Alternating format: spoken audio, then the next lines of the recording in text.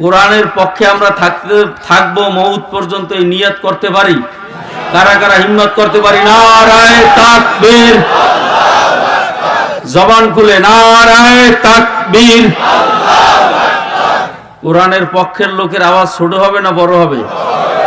হ্যাঁ, কোরআনের পক্ষের লোকদের আওয়াজের কারণে কোরআন বিরোধীদের কলিজা থরকম্প হয়ে যাবে। কথা ঠিক না বেঠিক? নারায়ে তাকবীর। কোরআন সুন্নাহ যেখানে, কোরআন বিরোধীরা যেখানে, কারণ আলহামদুলিল্লাহ এই কোরআন বিরোধীদের পিছনে আমরা আর চলবো? কারণ কিয়ামতের ময়দানে আল্লাহ ডাক দেবে যে কে কার পিছনে হাঁটছো, আজকে কিয়ামতের ময়দানে তার পিছে দাঁড়াও। যারা কোরআন পক্ষওয়ালাদের পিছনে ঘুরবেন কিয়ামতের ময়দানেও কোরআন ওয়ালাদের পিছনে দাঁড়াইতে পারবেন। ভাইরা আমার, আল্লাহ আমাদেরকে তৌফিক দান করুক, জোরে বলেন আমিন। এই যে মাদ্রাসাটা উদ্যোগে আজকে মাহফিল হইছে, এই মাদ্রাসায় কি পড়ানো হয়? কথা কয় না? কোরআন পড়ানো হয়। এই মাদ্রাসায় যারা কোরআন পড়ে, কোরআন পড়ায়, তারা সব কোরআনের পক্ষের লোক না বিপক্ষের লোক? জোরে বলেন, পক্ষের লোক না বিপক্ষের লোক? এই কোরআনের পক্ষের লোকগুলোকে যদি আমরা সহযোগিতা করতে পারি, আল্লাহ পাক আমাদেরকে কি বলবে? কোরআনের পক্ষে না বিপক্ষে? কথা কয় না?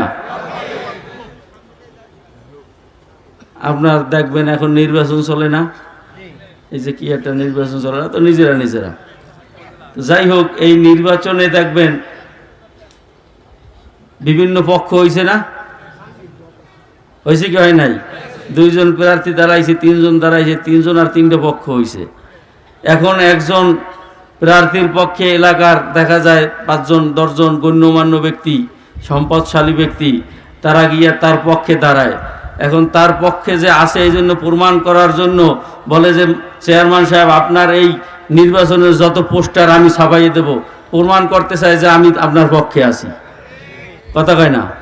চেয়ারম্যান সাহেব আপনার নির্বাচনী ফান্ডে আমি 20,000 টাকা দিলাম, প্রমাণ করতে চাই যে আমি আপনার, কথা কয় না, পক্ষে আছি।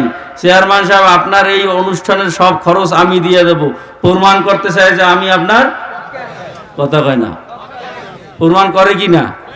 হ্যাঁ, ইব্রাহিম আলাইহিস সালাতু ওয়াস সালাম রে নমরুদ আগুনে ফেলাইছিল, তখন ব্যাঙ এক ঢোক পানি খায় আবার একটু প্রস্রাব করে, কি ওই আগুনে পানি নেপছে? কথা কয় না, নেপছে? কিন্তু প্রমাণ করছে যে মাবুদ গো আমি ইব্রাহিমের পক্ষে আছি। আবার লৌহসরা বা কাকলাইশ সে বারবার আগুনে ফু দিতেছিল,